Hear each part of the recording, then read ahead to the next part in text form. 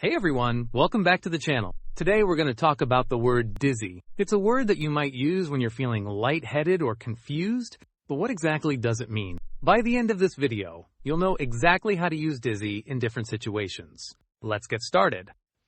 So what does dizzy mean? Dizzy refers to a feeling of lightheadedness, unsteadiness, or spinning sensations. When you're dizzy, it's as if the world around you is spinning or you feel like you're going to lose your balance. It can happen for many reasons, like standing up too quickly, being dehydrated, or even feeling overwhelmed or confused. Example: I felt dizzy after standing up too fast. Let's look at a few more examples to see how dizzy is used. She felt dizzy after riding the roller coaster. He's feeling dizzy from the heat and needs to rest. The long ride made me dizzy, and I had to take a break.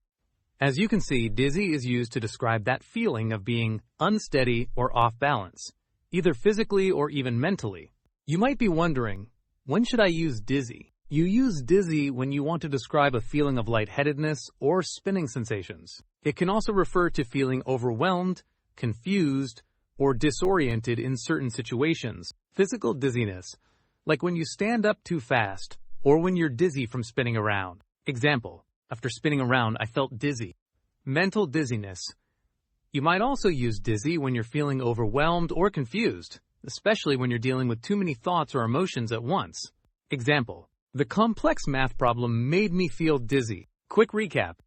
Dizzy means feeling lightheaded, unsteady, or having spinning sensations. You use dizzy when describing physical feelings, like feeling faint or unbalanced, or mental confusion. It's used when something causes you to feel overwhelmed, confused, or unsteady. Now you know how to use dizzy in everyday conversations. Thanks for watching. If you found this video helpful, don't forget to hit that like button and subscribe for more helpful English lessons. Drop a comment below if you want me to explain more words. See you next time, and keep learning!